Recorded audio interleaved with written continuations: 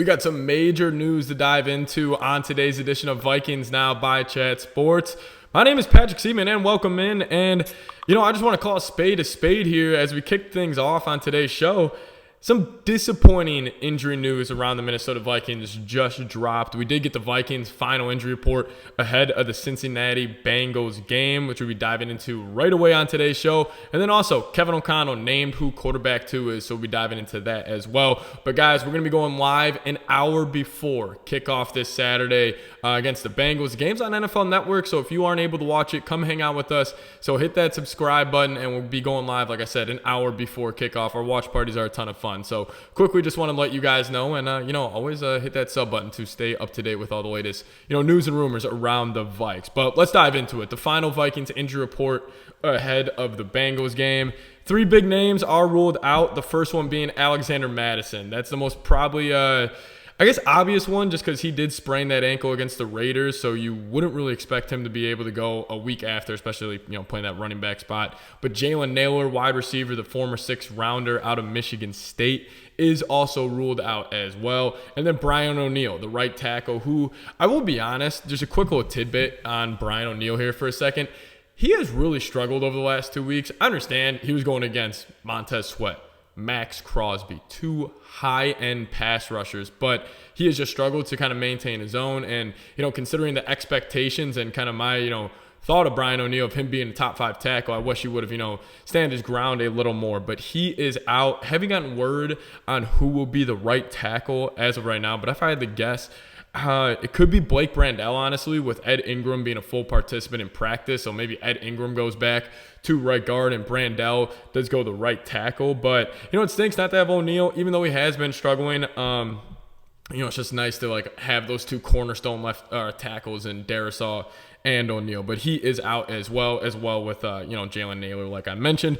But officially questionable is Justin Jefferson. And if you guys saw the video earlier this week, Jefferson said he is playing. So I think maybe this is him just being limited on the injury report this whole week. So you have to list him as questionable, but I fully expect 18 to go. He seemed pretty confident in every press conference this week that he is going, but then also Chris Reed is questionable as well. So no real big news. It's not like, losing Brown and O'Neill is like the world's end for this Vikings offense, but it definitely does hurt. And listen, I do want to get into this point before we dive into Kevin O'Connell naming Jaren Hall as quarterback 2, which I totally agree with that move, by the way. But I really do believe Brian Flores will just get the best of Jake Browning in this Bengals offense this weekend.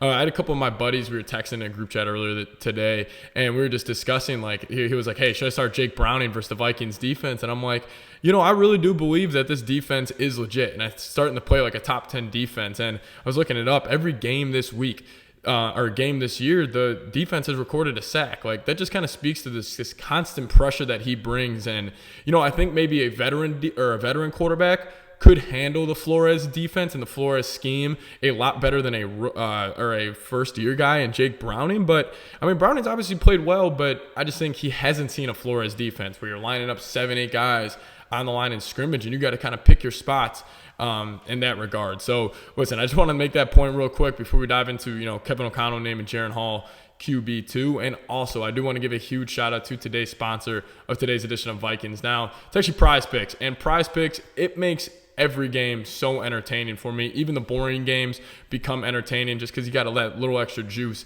on the line. And if you guys go to prizepicks.com/CLNS and use promo code CLNS, they're going to give you a first deposit match up to $100. What does that mean? When you put $100 into your account and you use that promo code, they're going to give you an extra $100. It's pretty much just, free in that regard. So make sure you guys do use that link. I'll put that in the comment section and description of today's show, but want to give a huge shout out to Prize Picks before we dive into the rest of today's show. prizepicks.com/CLNS, code CLNS to get that deposit match today. So let's dive into Kevin O'Connell's report here around Jaren Hall. So he did announce today that he will be QB2, and I kind of talked about this on the show this week. I kind of did expect this, and I think it's completely the right move, because I think even if Nick Mullins, let's just say he goes out there first 3 drives, throws a couple interceptions, doesn't really look too good, and Vikings offense is dead, and we're all sitting there Saturday, we're like, what the hell is going on?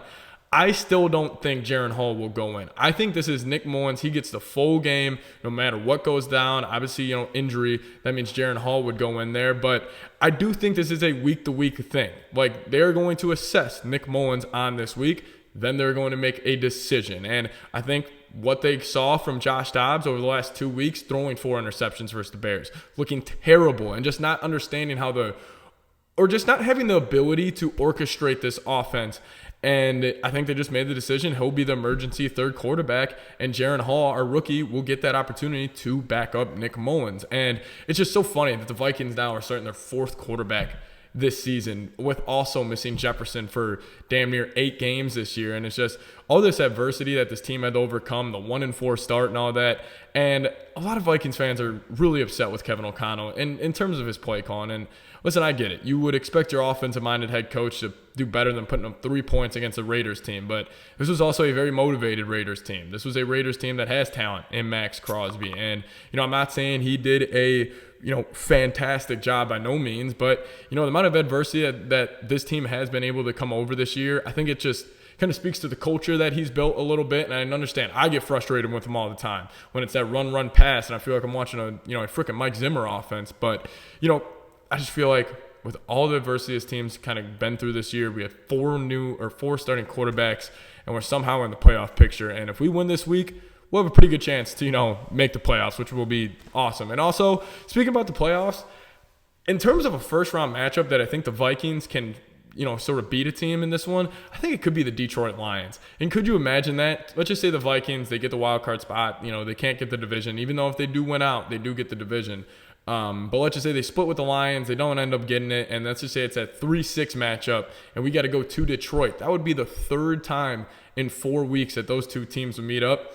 I'll tell you what, maybe Nick Mullins gets hot. Maybe Jaren Hall, outplays his 5th-round draft pick, and he looks like something. Maybe he looks like a little like Brock Purdy magic, and who knows? But that would be a pretty sweet, first-round playoff matchup where I actually think the Vikings would have a chance. So just enjoy this ride this year. I'm super excited for the game, but I wanted to give you guys the latest news around Justin Jefferson. He's questionable, but I fully expect him to go. Jaren Hall will be QB2. So if Nick Mullins does get hurt, knowing the Vikings' luck, it may happen. He will step in as QB2, and then Dobbs will be the emergency third quarterback. And then Madison's out, Naylor's out, and Brian O'Neill is out. So losing 3 key pieces on offense, but I'm excited to see Ty Chandler, Kene Wangu, and the rest of the boys kind of make up for the production that you'll be losing from not having Madison in the lineup. But thank you guys so much for watching today's show. Just make sure you guys are subscribed to the channel. Show us some love here on Vikings Now by Chat Sports. Our Saturday watch party is going to be a ton of fun, so make sure you guys do tune in for that. See you guys next time. As always, Skol Vikes.